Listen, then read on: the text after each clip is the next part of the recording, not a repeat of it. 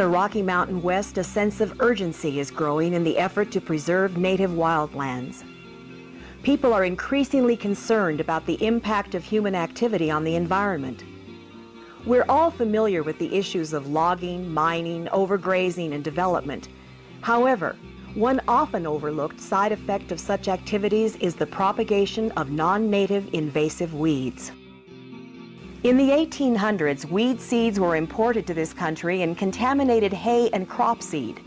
These weeds evolved in Europe and Asia with insects and diseases that kept their growth in check. But here, without natural enemies, these hardy species have spread rapidly, crowding out native vegetation. Seeds are carried by wind, water, vehicles, and animals.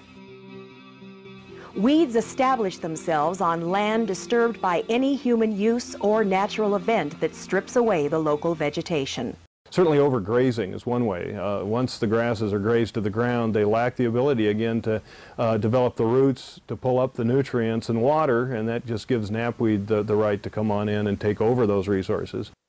Maybe the largest damage is that we fragmented the landscape and created what I call disturbance conduits. These disturbance sites, roads, roadsides, trails, cattle trails, even tracks made by off-road vehicles, hikers, provide bare spots in the ground that allow weeds to become established. Weeds use these sites to develop and increase their seed production. And in the worst case, the noxious weeds like diffuse knapweed, it allows them then to invade what we consider to be undisturbed areas. Weeds overgrow streams and canals, damaging nesting areas for birds and small mammals. Wildlife and livestock often avoid eating the weeds. This makes the land less useful for wilderness or ranching and reduces property values. These effects, plus the high cost of control, make weeds a major economic as well as environmental threat to the West. The effect that leafy spurge has on wildlife is tough to quantify.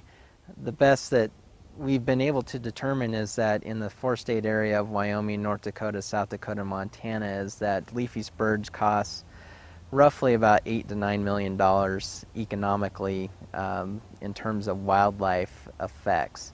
And what that basically entails is decreased carrying capacity of the rangeland and any type of supplemental feeding that needs to be done in order for native wildlife to survive. Millions of acres of western lands are now infested with weeds, and the damage grows as thousands of acres are added each year. A widespread effort is underway to get a grip on this enormous problem. Federal, state, and local governments are implementing control programs. Currently, the primary tool used in most weed control programs is spraying with chemical herbicides. The safety and long-term effectiveness of herbicides are hotly debated issues. Many are concerned by the potential hazards to human health and to non-target plants and animals. It's our position that in light of these concerns, herbicides should only be used where other methods are not effective and when hazards can be minimized. With herbicides, I see two major concerns. First, there's the human health risks, which are very real and maybe understated. There's the fact that most herbicides come along with their inert ingredients, that they won't tell us what's in them. As a scientist, my mission's to reduce uncertainty, and I feel frustrated that I can't reduce uncertainty if no one tells me what's in these things, so that really how can the risk be evaluated? The second risk is to the native environment. Herbicides were developed to kill specific species, often in agronomic crops. They're now being used in natural areas where their effects on the native biota have essentially been untested.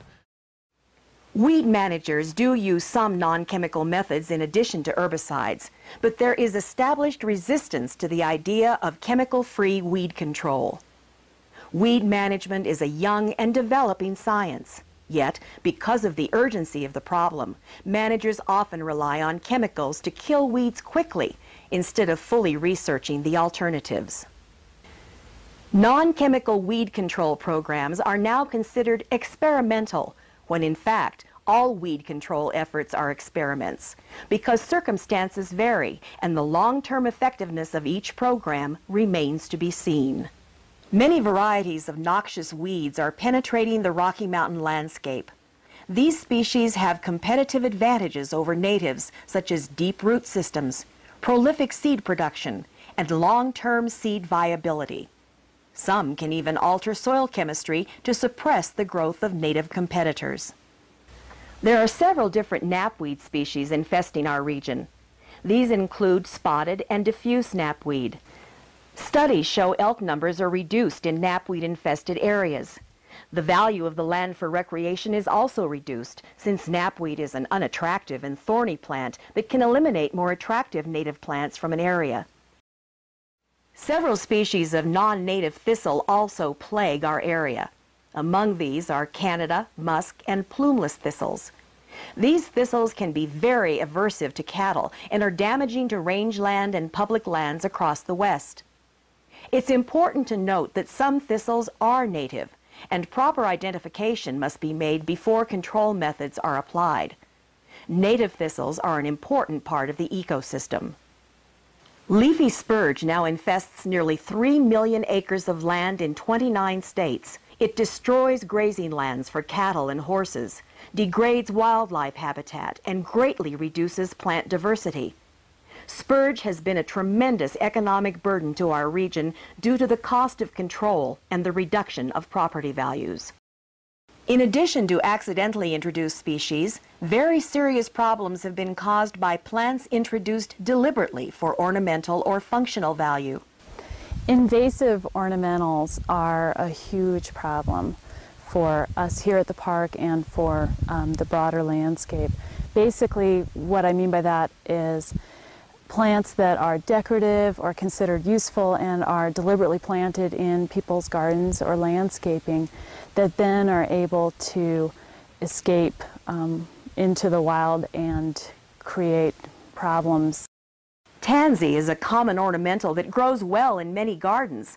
Unfortunately, it can escape and invade neighboring lands and stream beds. It outcompetes native plants, provides poor forage for animals, and can restrict water flow in irrigation ditches.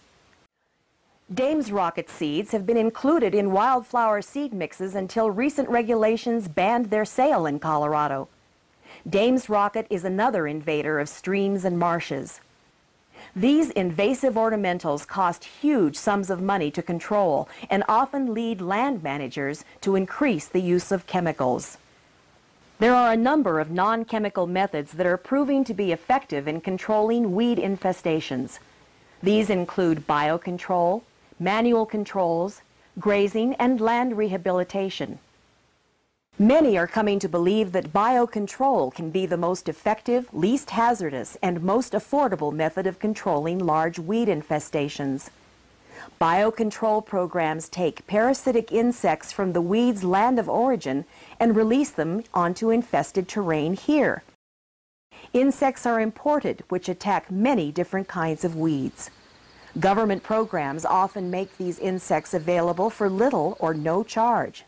The costs of our biocontrol effort for diffuse knapweed in the state of Colorado is zero.